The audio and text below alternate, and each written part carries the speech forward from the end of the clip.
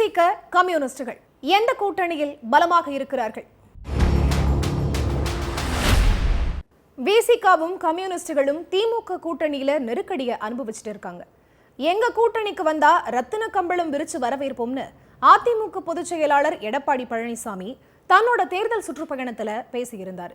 இதுக்கு பதில் சொல்லி இருக்கிற முத்தரசன், அது ரத்தின கம்பளம் அல்ல, ரத்தம் படிந்த கம்பளம். போன வாரம் கம்யூனிஸ்டுகளை விமர்சிச்ச இபிஎஸ் இந்த வாரம் கூட்டணிக்கு கூப்பிடுறாருன்னு சொல்ல, திருமாவோ திமுக கூட்டணியில் குழப்பத்தை ஏற்படுத்தும் முயற்சி, எங்களை எதிர்ப்பவர்கள் பிரிந்து கிடப்பதால் திமுகவின் வெற்றி உறுதின்னு எடப்பாடி பழனிசாமிக்கு பதில் சொல்லியிருக்காரு.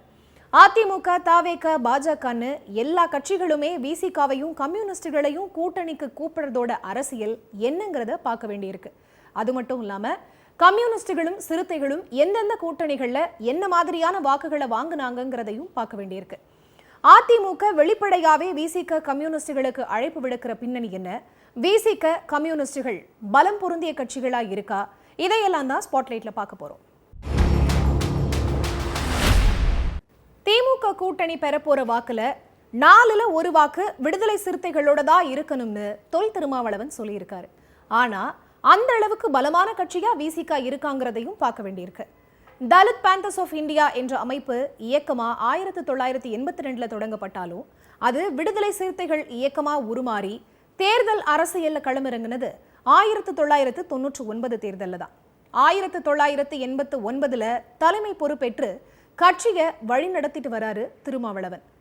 1999 நாடாளுமன்ற தேர்தலில் தமிழ் மாநில காங்கிரஸ் தலைமையிலான கூட்டணியில விசிக இடம் பிடிச்சு 2 தொகுதிகளை போட்டியிட்டு 2லையும் தோற்றது. 2004 ஜனதா தள் கூட்டணியில 8 தொகுதிகளில் போட்டியிட்டு 8லையும் தோல்வியை தழுவுச்சு. 2009 தொடங்கி 2014, 2019, 2024ன்னு எல்லா நாடாளுமன்ற தேர்தலையும் திமுக கூட்டணியில தான் விசிக பயணிச்சிருக்காங்க. இதுல 2009 ஒரு இடத்திலையும் 2019 மற்றும் 2024 2 இடங்கள்லையும் ஜெயிச்சு நாடாளுமன்றத்துக்கு போனாங்க. நாடாளுமன்றத்துல விசிக அடைஞ்ச வெற்றிகளை சட்டமன்ற தேர்தல்களை பதிவு செய்யல. 2006 முதன்முறையா அதிமுக கூட்டணியில சேர்ந்தது விசிக. அப்போ 9 தொகுதிகளை வாங்கி 2 தொகுதிகளில் வெற்றி பெற்றாங்க. 2011 தேர்தலுக்கு திமுக கூட்டணிக்கு வந்த விசிக 10 தொகுதிகளை வாங்கி போட்டியிட்டு 1 தொகுதியில கூட ஜெயிக்கல. மாற்றத்துக்கான கூட்டணியா 2016 சொல்லப்பட்ட மக்கள் நல கூட்டணியில இடம்பெற்ற விசிக 25 இடங்கள்ல போட்டியிட்டும் 1 தொகுதியை கூட ஜெயிக்கல. 2021 திமுக கூட்டணியில 6 தொகுதியில போட்டியிட்டு 4ல் ஜெயிச்சு அவங்களோட அதிகபட்ச சட்டமன்ற பிரதிநிதித்துவத்தை எட்டுனாங்க. நாடாளுமன்றம் மற்றும் சட்டமன்றத்துல திமுக கூட்டணியில இடம்பெற்றப்பதான் விசிக அதிகபட்ச பிரதிநிதித்துவத்தை எட்டியிருக்காங்க. இதனாலதான் திமுக கூட்டணியில இருக்கிறது தான் தங்களுக்கு பலம்னு உணர்ந்த விசிக அதிமுக, தவேகவோட அழைப்புகளை ஏத்துக்காம திமுக கூட்டணியிலேயே பயணிக்கிற முடிவை எடுத்திருக்காங்க. 1967 தமிழ்நாட்டில் திமுக ஆட்சிக்கு வந்ததுக்கு பிறகு கம்யூனிஸ்ட் கட்சிகளான இந்திய கம்யூனிஸ்ட் மற்றும் மார்க்சிஸ்ட் கம்யூனிஸ்ட் கட்சிகள் திமுக, அதிமுகவோட கூட்டணி வச்சு தேர்தலை சந்திச்சதுதான் அதிகம். சொல்லப்போனா 2016 மக்கள் நல கூட்டணியை தவிர்த்து 2 கம்யூனிஸ்டுகள்ல ஒரு கட்சி திமுக அல்லது அதிமுகன்னு 2 திராவிட கட்சிகள்ல ஒரு கட்சியோட தான் தேர்தலை சந்திச்சிருக்காங்க. 1967 தொடங்கி 2021 வரைக்கும் 2 கட்சிகளும் திமுக கூட்டணியில 6 முறை ஒன்னா சேர்ந்து இடம்பெற்றிருக்காங்க. 3 முறை ஒன்னா இணைஞ்சு அதிமுக கூட்டணியில இடம்பெற்றிருக்காங்க. 2 கட்சிகள்ல ஒருத்தர் திமுகவிலையும் இன்னொரு கட்சி அதிமுகவிலையும் 2 தேர்தல்கள்ல போட்டி போட்டிருக்காங்க. தேசிய கட்சிகளான கம்யூனிஸ்ட் கட்சிகள் நாடாளுமன்ற தேர்தலில் கடந்த 2 தேர்தலா இந்தியா முழுக்க போட்டியிட்டாலும் மார்க்சிஸ்ட் கம்யூனிஸ்ட் கட்சிக்கு இந்தியா முழுக்க இருக்கிற 3 எம்பிக்கள்ல 2 பேர் திமுக கூட்டணிகளை இடம்பெற்று வெற்றி பெற்றவங்க. இந்திய கம்யூனிஸ்ட் கட்சிக்கு இந்தியா முழுக்க இருக்கிறதே 2 எம்பிக்கள் தான், அவங்களும் தமிழ்நாட்டில் இருந்து போனவங்க தான்.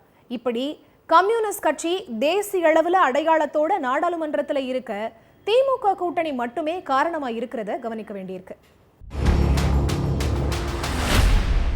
திருமாவளவன் எங்க கூட்டணிக்கு வரணும்னு பாஜக அழைப்பு விடுத்துச்சு. திருமாவளவனின் மனசாட்சி இங்கதான் இருக்குன்னு தவேக தலைவர் விஜய் பேசியிருந்தாரு. விசிகாவுக்கு ரத்தின கம்பளம் விரிப்பேன்னு பிரச்சாரத்துல இபிஎஸ் பேசுறாரு. இது எல்லாத்துக்கும் ஒரே காரணம், பாஜகவை திருமா கடுமையா எதிர்க்கிறது தான். விசிகாவின் இந்த நிலைப்பாடு பட்டியலின சிறுபான்மையின வாக்குகளை தங்கள் பக்கம் கொண்டு வரும்னு அதிமுகவும் தாவேகாவும் நினைக்கிறது தான். ஆனா திருமாவோ பாஜக அழைக்கிறதோட நோக்கம் திருமா வெளியில வந்தா திமுக கூட்டணி பலவீனமாகும் அப்படிங்கிற கணக்கு தான். கம்யூனிஸ்ட் இயக்கங்களை கூட்டணிக்கு அழைக்கிறதோட பின்புலத்துல தொண்டர்கள் பலமும் தொழிற்சங்க வாக்குகளும் பெரிய அளவுல கை கொடுக்கும்னு நம்புறது தான். ஆனா விசிக கம்யூனிஸ்டுகள் வெற்றியை தீர்மானிக்கிற இடத்துல இருந்திருக்காங்களான்னு கேட்டா தேர்தல்ல அவங்களோட பங்களிப்பு கணிசமா இருந்ததா தான் தரவுகள் சொல்லுது. 2016 2 திராவிட கட்சிகளையும் தவிர்த்தப்ப கம்யூனிஸ்டுகள் இல்லாத சட்டமன்றம் அமைஞ்சது. விசிக கம்யூனிஸ்டுகள் கொள்கை ரீதியா பயணிக்க திமுக கூட்டணி தான் சிறந்த இடம்னு முடிவு செஞ்சிருக்கிற நிலையில செயல்பாடுகள் வெற்றி அப்படிங்கிற அடிப்படையில அவங்க திமுக கூட்டணியையும் தேசிய அரசியலுக்கு பாஜக அல்லாத கூட்டணியையுமே தேர்வு செய்யற நிலையில இருக்காங்க. தங்களோட மக்கள் பிரதிநிதித்துவத்தை உணர்ந்த இந்த கட்சிகள் இனி பாஜக எதிர்ப்பை முன்னெடுக்கிற கட்சிகளோட தான் பயணிப்பாங்கிறது தெளிவாகுது.